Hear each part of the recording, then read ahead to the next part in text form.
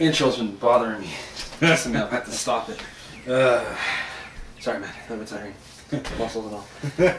Anyways, we're back, guys. Daddy 14 2014 EPG. And here's Nexus. That's right, everybody. So we're finally back with another video for you guys. Today we are talking about the PlayStation 4 PS4. That's right. Well, actually, we're not looking at PlayStation 4 anymore. As you may have or may not heard, it's actually called the PlayStation Orbis. In fact, let's just go back a second. Let's actually drop that PlayStation and let's just call it the Orbis. That's right. Now, guys, we have our sources that have given us some information, and we want to relay that information to you.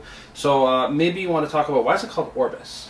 Well, let's actually talk about that first. So as you know, with the PS Vita coming out, the whole idea behind the naming is, of course, that Orbis Vitae. And Orbis Vitae means circle of life. Absolutely. So, of course, the whole idea behind this now is that the Orbis and the PS Vita are going to work in tandem together. Completing the circle of life, absolutely correct. So basically, the big focus on the PS4 that's been coming up is going to be the connectivity between the two devices, and then essentially to complete that cycle, you need to have both. So a lot of connectivity, and it makes sense if you look at the $50 million campaign they put behind the Vita. They're really trying to push it, and I believe that they're going to be doing things like deflecting sales from the PS4 to the Vita. Exactly. Now, I would like to see what they really mean with this. I mean, let's be honest, we've heard a lot of things coming with the PlayStation 3 and the Vita, like, the remote play and so on. We haven't seen these come to fruition as of now. Mm-hmm. So I would like to see, I'm curious to where they're going to go with this, but obviously right now our sources have not been able to confirm what the implementations will be, mm-hmm. but I am curious to see now when the PlayStation 4 comes out, working in tandem with the Vita, mm-hmm. what this is going to mean for gaming in the future. So before we even get to our factual, or I don't want to say factual, before we even get to our source information and whatnot, let's talk about some information that didn't come from our source but came from elsewhere, which was the polygon count that I know you would have come across. Exactly. Now, actually, the interesting thing about this is that to kind of speculate, not even speculate, but to say where we're going to be looking at gaming in the future. I heard about a month and a bit ago, maybe, that Naughty Dog's actually going to be doing hiring, and I believe they've already hired. At the time when I heard this, they were hiring, mm-hmm. and they were looking for high polygon count. Now, what are we talking with high polygon count? Well, Uncharted 3, one of the best-looking games that came on the PlayStation mm-hmm. 3, mm-hmm. had an average character polygon count of 80,000 polygons per character, which is high for this time right now. Which is actually incredibly high. Yeah. Guess what, guys? For the PlayStation 4, they were advertising approximate 1 million polygon count per character. That's just per character, not forgetting environments, the world, everything else. Mm-hmm. So if we're looking at that type of implementation, that's more than 10 times more polygon counts per character design. So we're talking essentially 10 times the graphics. So in order to have that, you have to have a really high-end processor. Now, we can't confirm specs and information with processors. It's been very minute and very quiet out there with pertaining to that. We can obviously speculate there's going to be a very high-end processor, maybe something we haven't seen yet, maybe an AMD processor. We really don't know at the end of the day because it's all a rumor. But let's talk about what we do know, some of the speculations from our sources, and some of the information that we've come across. So let's just go ahead and start with that. Anything you want to maybe put to the table? Sure. Well, the first thing that we're looking at, and this is the big thing, the big controversy that's been kind of blowing up all over, is that there's going to be this kind of DRM evolution that we're going to be seeing on the PlayStation 4. Sorry, Orbis. Now, what we're going to be seeing on the Orbis is that when you buy a game now, you're going to have to register the game. Every game. Doesn't matter if you're playing online or not. Mm-hmm. So if you're going to be registering these games, guess what, guys? Rental markets, used game markets, go bye-bye. Mm-hmm. Exactly, and that's created a little bit of an uproar. Now, from our sources, from what we've been hearing consistently, is that because of this, we're eliminating essentially the used game market and also the online rental market. Obviously, EB and games like that and GameStop are basically the same thing at the end of the day. Even Best Buy, they get a huge portion of their funds from used games. Exactly. And when you're taking that away from that community, you're really hurting and impacting their sales.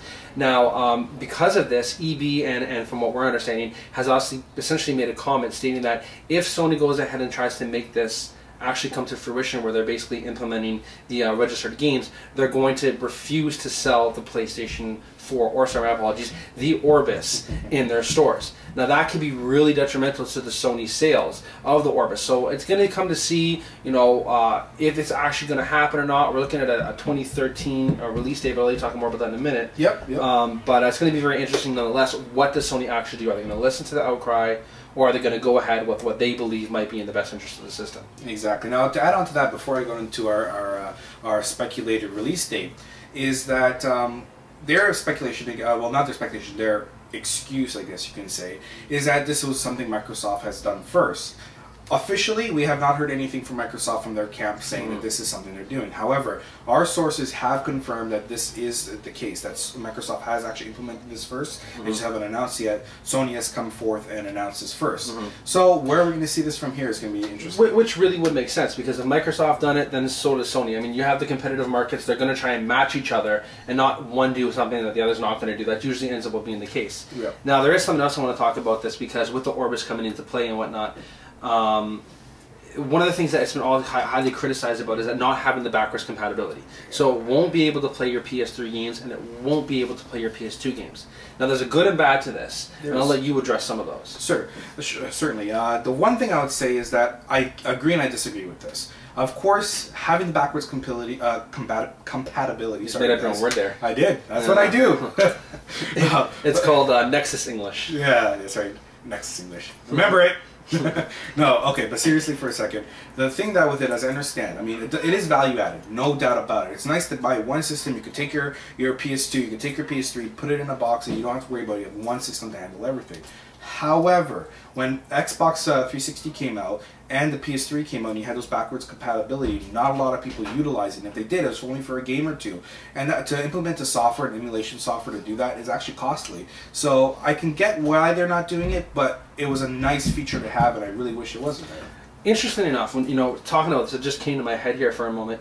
The Vita remote play, we talked about that. Hopefully we hear an announcement at E3 coming to that, and we'll talk about E3 in a minute. But one of the things I wanted to say, interesting enough, is when the Vita was advertised, it was advertised as PS3 graphics.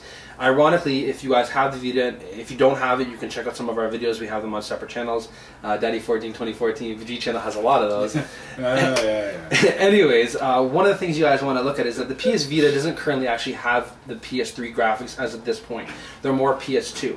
What I find interesting is that if we're going to implement the remote play connectivity, that's going to equal PS2 graphics right now on the PS3. But what happens when the Orbis comes into play? Exactly. Is it going to be remote play connectivity to a PS3 or remote play connectivity to the Orbis? Obviously, with the Orbis Vitae Circle of Life, you're going to imagine it's going to be remote play connectivity with the PS4. That's a good point. Now, with that being said, that leads me to believe maybe we are going to see that PS3 graphics. Maybe what's going to happen is we're going to have our PS4 graphics on the Orbis and kind of replace the Vita with the PS3 graphics. That's very possible. Just something that came to my head there. That's actually very possible, and that's a very good speculation there, because really, realistically, as great as the Vita is, and we both love it. You watch our videos on our blog, you'll see. But realistically, I don't think it can compete with what the Orbis is projecting to actually be able to do. Not at least on a visual scale. So of course there has to be some descaling of the images, and I think we'll see that. Well, we've already seen some of the evolution. You look at some of the first games that came out with the Vita. I'm getting a little bit sidetracked here, guys. I'm going to cut off at this, but with some of the first games of the Vita to what you see now, look at MLB 12 The Show, and look at some of the original games. The graphics are progressively getting better. So if this is any indication, then maybe it is. Maybe it's just a slow burn to the market. We want to slow burn the Vita, so when the PS4 gets announced and everything comes together at E3, then we can actually start implementing that remote play connectivity with the Orbis and the PS3 graphics, which will eventually be actually displayed on the Vita. But at the end of the day, guys, just a little bit of information. Back to the release date quickly. Yep. What are we looking at? Okay, so now this has actually caused not so much a big stir online, a little bit, but more so with me and Daddy over here, because we were talking about it. Now, 2013, holiday season 2013 is when we're projecting to see the Orbis come out, according to our sources.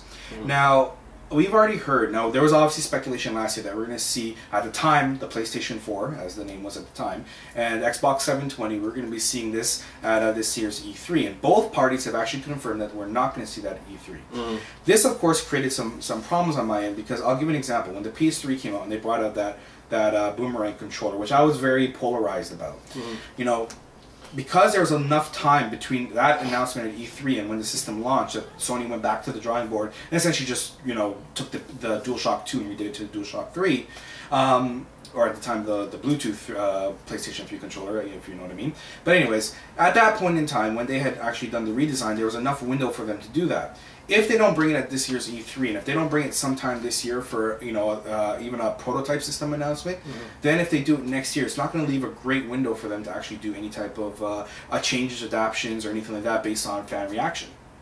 Exactly, I absolutely agree with you. And this is exactly what the controversy that we've been having between each other. Does it make sense to release at E3, give it a slow burn effect, give it time for the public to resonate with the public, because Sony builds a lot of their products based on customer and clientele feedback. Exactly. So they're not giving themselves that opportunity if they don't announce it at this year's E3, which would conflict with what we've heard, because they're saying no announcement at E3, but if they do it at E3, it gives them that opportunity before season 2013 to have that gauge. If they wait till next year's E3, we're going to have a little bit of a situation, because you're talking 6 months window approximately 6 before months. The Orbis is banned. It's in our hands. Exactly. So they're going to have a lot of confidence in what they're putting forward. Exactly. Let's just confirm that right now. According to our sources, obviously we haven't confirmed anything with our Microsoft sources, but our Sony sources have confirmed that we will not be seeing it this year's E3. Of course, things can change, but as of now, we will not be seeing the Orbis at this year's E3. Yeah. So just to recap everything here, guys, we have the Orbis Vitae, or Orbis Circle of Life. We have the registered games. We have a release date of 2013. We talked about the Vita connectivity, where that's possibly going to go, remote play, and we'll see what comes at E3. All in all, guys, this has been a wrap up from TMPG. Oh, whoa. Oh, my apologies. You forgot. All right. Oh, yes, that is absolutely correct. You completely caught me off guard there. I forget things sometimes. Anyways, guys, we do want to show you some of the prototype images. Now, one of the things I do want to mention about it is I actually don't believe this is true. I'll let you comment on it. Yep. This is the prototype image that's currently in place. This is the image that we're seeing kind of bounce around the internet a lot. Is it fan-made? Is it an actual leak? Nothing confirmed yet. But at this time, it's a big jump. Again, something me and Daddy talked about. It's a big jump, maybe too big of a jump to see from the PS3 to the PS4. Is it plausible? It could potentially happen, but is it likely? We're speculating at this point, but this is the image that's been really jumping around the internet right now. We personally see more of a menu change than a massive change like this. Again, what remains to be seen at the end of the day is that it all come down to E3, maybe this year or next year. Anyways, guys, now I'm going to close it off. Now you close it off. TMPG Daddy 1424. This is Nexus. Peace. Love. Take care and have a good one, guys.